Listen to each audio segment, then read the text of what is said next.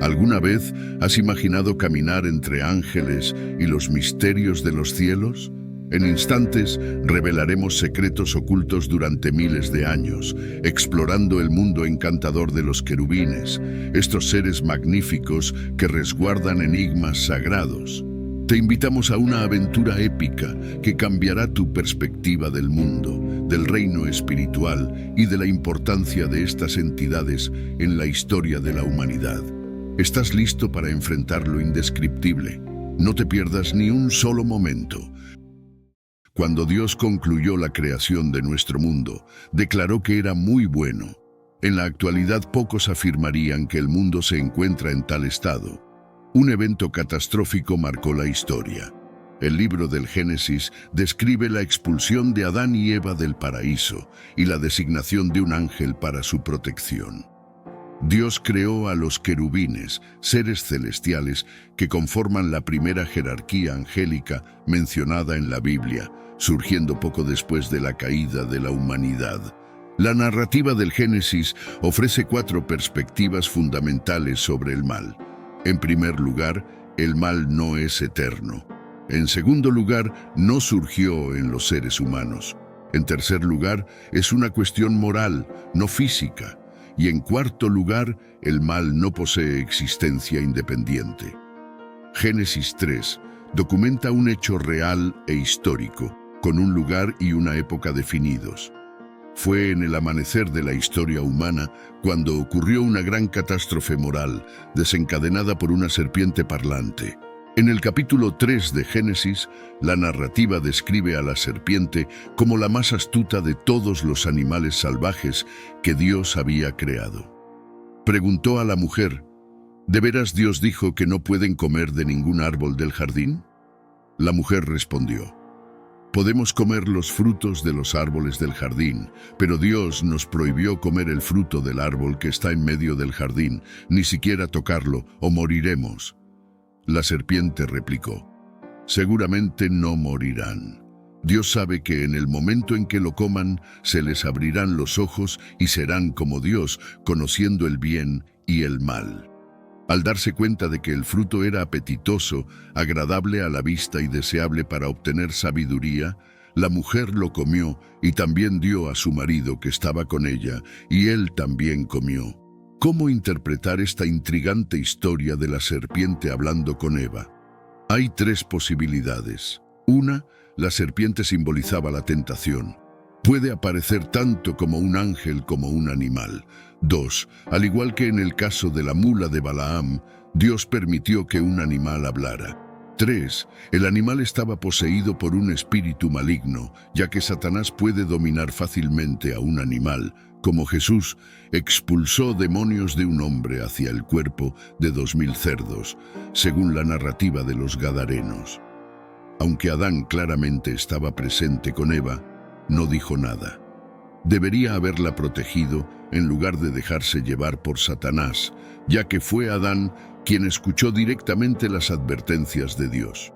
En Génesis capítulo 3, versículos 7 a 11, se describe que en ese momento se les abrieron los ojos a ambos y se dieron cuenta de que estaban desnudos, por lo que cosieron hojas de higuera para cubrirse. Cuando la brisa fresca de la noche soplaba, el hombre y su esposa escucharon al Señor Dios paseándose por el jardín y se escondieron entre los árboles. El Señor Dios llamó al hombre preguntándole, ¿dónde estás? Él respondió, oí tus pasos en el jardín y me escondí, porque estaba sin ropa y tenía miedo. ¿Quién te dijo que estabas desnudo? Preguntó el Señor Dios. Fuiste tú quien comió el fruto del árbol que te prohibí comer. Génesis capítulo 3, versículos 12 a 23. El hombre replicó, fue la compañera que me diste, ella me ofreció el fruto y yo lo comí. Luego, el Señor Dios se dirigió a la mujer. ¿Cuál fue tu acción? La serpiente me engañó, respondió ella, y por eso comí. Entonces, el Señor Dios se dirigió a la serpiente. ¿Por qué hiciste esto? Ahora serás maldecida entre todas las criaturas, domésticas y salvajes. Arrastrarás tu vientre y comerás polvo todos los días de tu vida. Pondré enemistad entre tú y la mujer, entre tu descendencia y la suya. Él herirá tu cabeza, y tú herirás su calcañar. Dios luego habló a la mujer: aumentaré el sufrimiento de tu embarazo, darás a luz con dolor.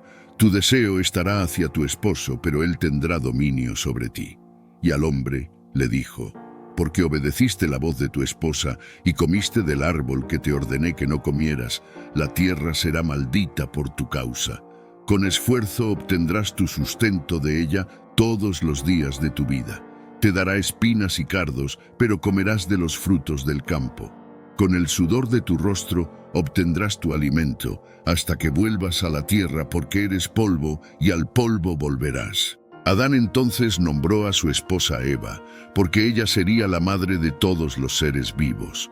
El Señor Dios proporcionó ropas de piel de animal para Adán y Eva. El Señor Dios reflexionó: miren, los humanos se han vuelto como nosotros, conocedores del bien y del mal. Y ahora si toman el fruto del árbol de la vida y lo comen, vivirán eternamente. Así que el Señor Dios los expulsó del jardín del Edén y envió a Adán a trabajar en la tierra de la que fue formado. Después de ser expulsados, ángeles celestiales fueron colocados en la entrada este del jardín de las delicias, guardando el camino hacia el árbol de la vida con espadas luminosas y afiladas. Génesis capítulo 3, versículo 24, relata que el hombre fue expulsado y al este del jardín del Edén se colocaron los querubines y una espada llameante que giraba en todas direcciones, protegiendo el camino hacia el árbol de la vida. Según este pasaje, solo la entrada este del Edén estaba vigilada. Surgió la pregunta: ¿podrían Adán y Eva entrar por otro lado? Comprender este pasaje implica reflexionar sobre la perspectiva hebrea de las direcciones. El pueblo judío comienza la enumeración de las direcciones desde el este, a diferencia de las culturas occidentales que generalmente comienzan desde el norte. La expresión al este del jardín del Edén podría aludir a la frontera del Edén. Aunque no es definitivo, esta interpretación parece congruente con el contexto de la narrativa. Además, la descripción de los querubines armados con espadas resalta que Adán y Eva fueron expulsados a la fuerza del jardín del Edén, y el término querubines, en plural, indica la presencia de múltiples ángeles, entidades que estaban estratégicamente ubicadas en el lado este o alrededor del jardín, obstruyendo completamente el acceso a árbol de la vida. La descripción de una espada llameante y giratoria, que sugiere que cada ángel portaba una, destaca la rigurosa protección divina. Era imposible para Adán, Eva o cualquier otro ser alcanzar el árbol de la vida. Otra interpretación relaciona la defensa del lado este del Edén con Génesis, capítulo 2, versículo 8, que menciona: y el Señor Dios plantó un jardín en Edén, al este, y allí puso al hombre que había formado. Proteger el este tendría sentido si el Edén estuviera ubicado en esa dirección. Desde esta perspectiva, resguardar el este significaría salvaguardar el área donde estaba el Edén. De cualquier manera, la narrativa subraya la total protección del árbol de la vida por parte de Dios, impidiendo el acercamiento humano, ya sea para proteger la frontera o la ubicación del Edén. La palabra de Dios enfatiza que Adán y Eva fueron expulsados del jardín del Edén y se les prohibió el regreso. El árbol de la vida es mencionado nuevamente en las Escrituras, apareciendo en el nuevo cielo junto al Señor. Entonces el ángel me mostró el río del agua de la vida, resplandeciente como cristal, que fluía del trono de Dios y del Cordero, por en medio de la calle principal de la ciudad. A ambos lados del río estaba el árbol de la vida, que daba 12 cosechas al año. Apocalipsis, capítulo 22, versículos 1 a 3, relata que las hojas del árbol eran para la curación de las naciones. No habrá más maldición.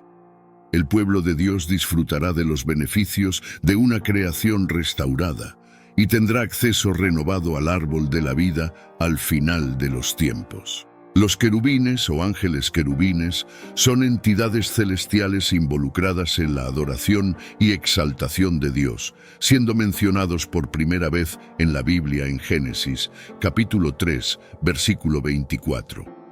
Antes de su caída, Satanás era uno de estos seres. En Ezequiel capítulo 28, versículos 12 a 15 se lee: «Hijo de hombre, entona una lamentación por el rey de Tiro y dile: así dice el Señor Dios, tú eras la quinta esencia de la perfección, lleno de sabiduría e impecable en belleza.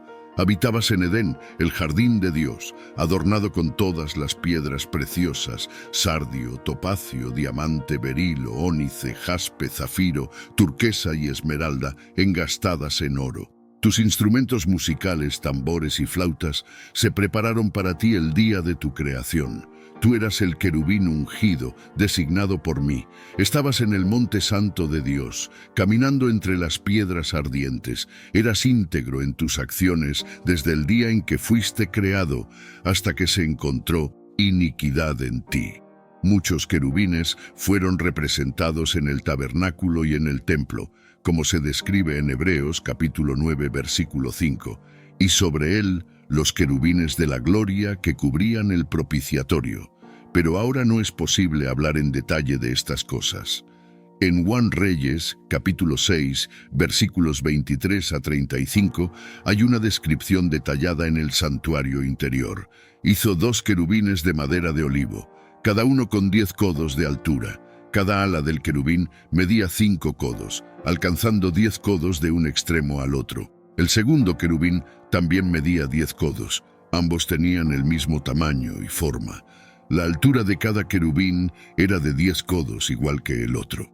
Los situó en el corazón del templo interior.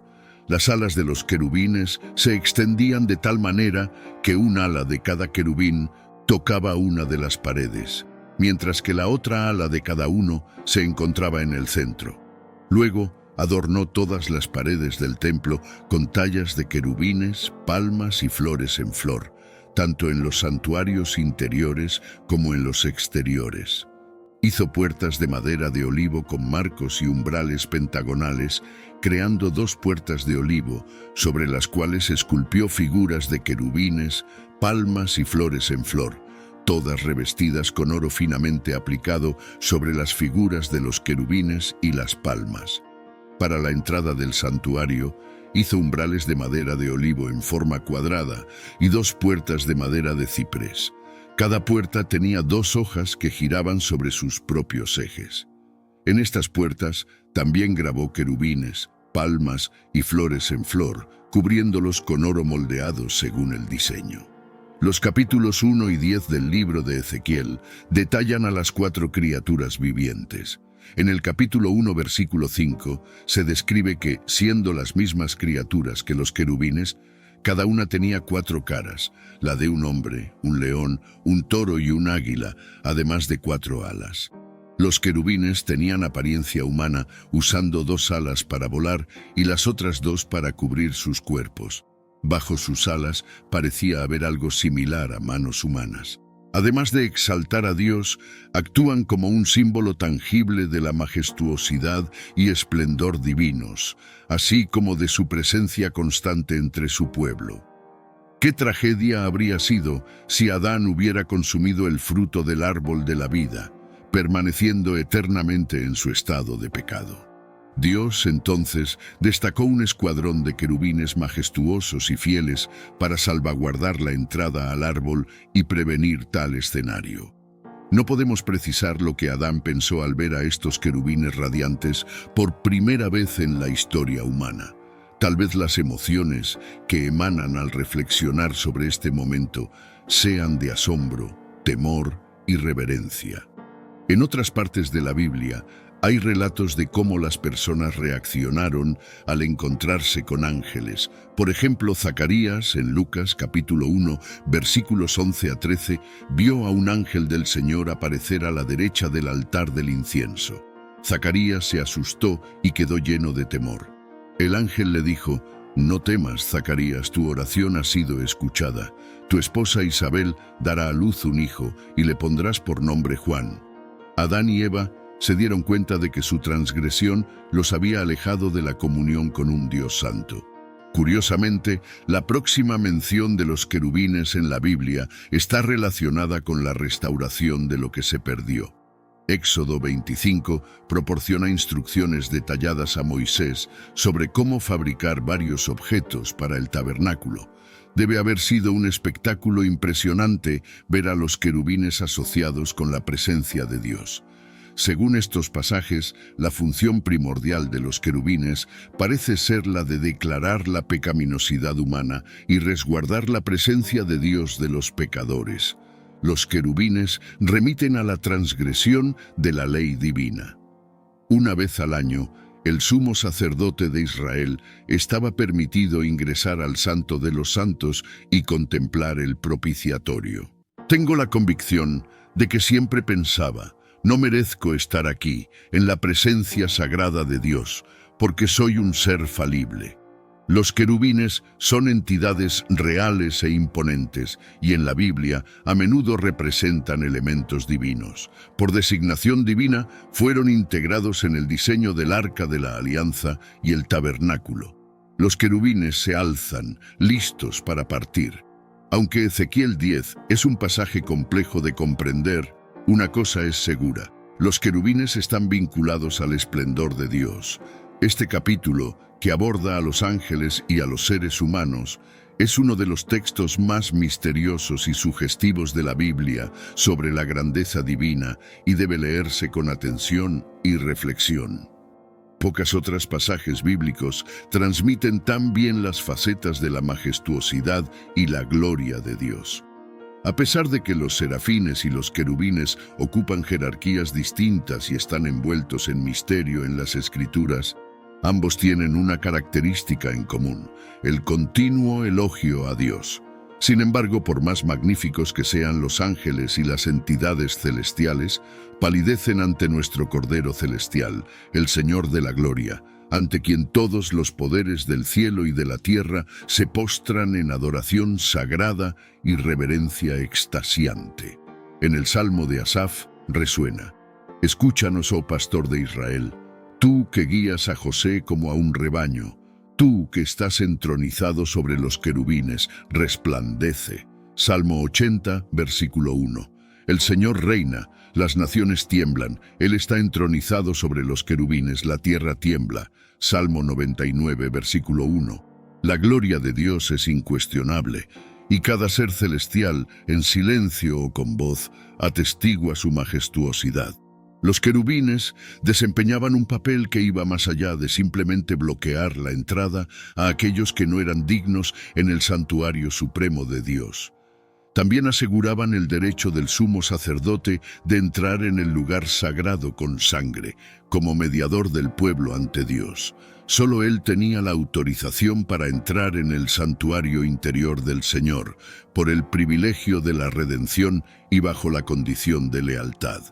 En la actualidad, todo hijo auténtico de Dios tiene acceso directo a la presencia divina a través de Jesús como sacerdote creyente.